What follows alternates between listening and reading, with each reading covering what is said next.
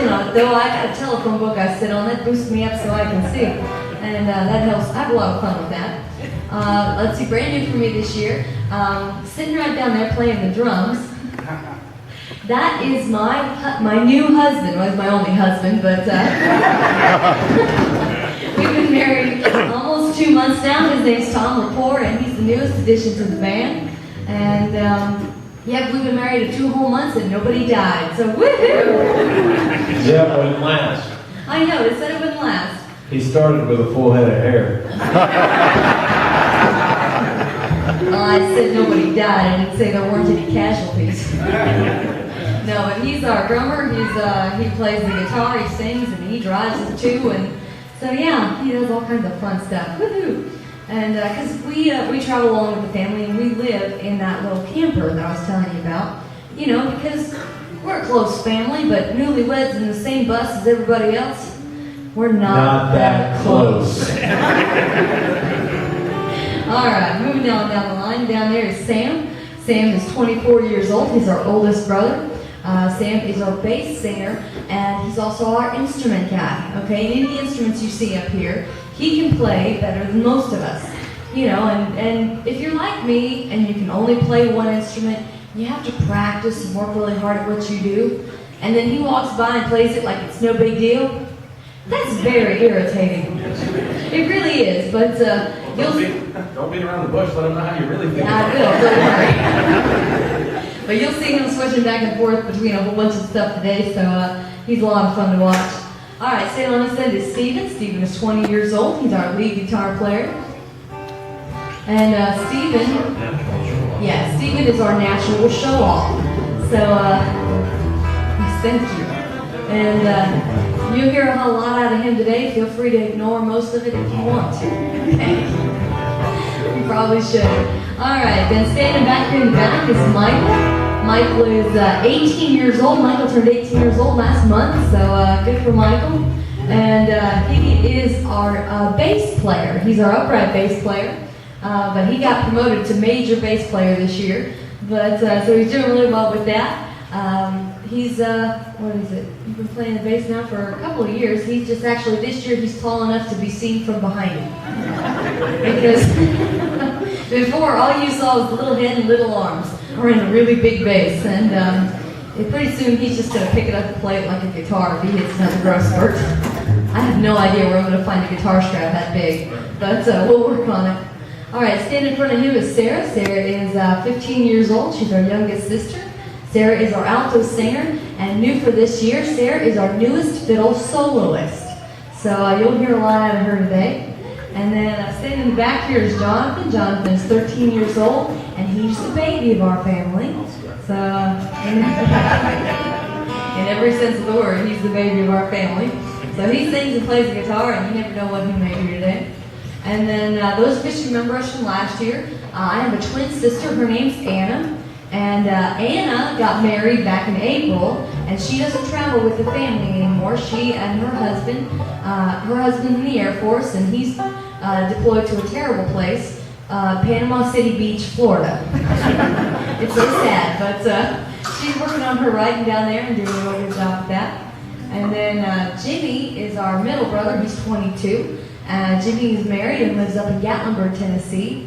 And he called me the other day, last year. He had a news for you. That we're expecting our first grandchild. Yeah. First grandchild in December, so. So I have 2 weddings and a grandchild this year. I got nothing to be stressed about. So y'all pray for Jimmy, because it's going to be a girl, okay? And he needs it. Now, I've already pronounced that generational curse on him. I hope this baby is exactly like you. Okay. So. He said, "Oh, please, Dad, don't say that." Right. All right. Yeah. All right, is that everybody? Right. Now, in Georgia, where we are from, Southern Baptists just did a new survey, and they came up with a conclusion that 80% of the state of Georgia does not go to church anywhere. 80%. And we're talking about the buckle of the Bible Belt. 20% goes to church, 80% stays home. 30 years ago, that was completely reversed. 80% went to church, 20% staying home. And folks, I'm telling you, as Christian people, we have our job cut out for us. And I personally feel like the days of seeing great waves of people coming to the Lord at one time are over. I think we're going to have to go get them one at a time. And so we're going to do a song for you now Stephen wrote. It's a simple song, and you'll know that because Stephen wrote it. And but I want you to listen to the words of this song. It's the message that we have to get out today. It's called Jesus is Alive Today. That's simply wonderful. Yeah. That's how it is. So sorry.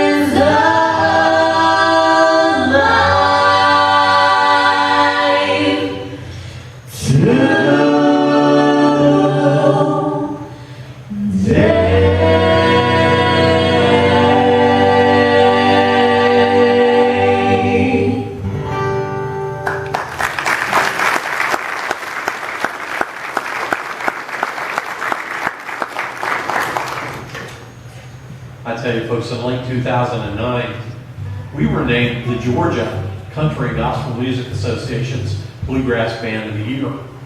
And that was kind of a surprise to us because we didn't know we were nominated. But in 2010, we had to go and represent the state of Georgia at the national level. And we went and played there and won there also. So we were named the North America Country Music Association's Bluegrass Band of the Year. And the next year we went back just to see our friends and have a good time. And we played again and won again. So that's 2 national titles in 2 years. And folks, we don't tell people that to brag on our family. We tell people that to brag on our God. Because when it comes right down to it, we ain't nothing but a bunch of hillbillies from Northeast Georgia. And some of us more than others. And, but we, the children have never had any music lessons. They've never had any instrument lessons. But you know what? When the Lord calls you to do a job for Him, He will always empower you with what you need to get it done. Now listen, when we started, we were not good. Okay? We were not.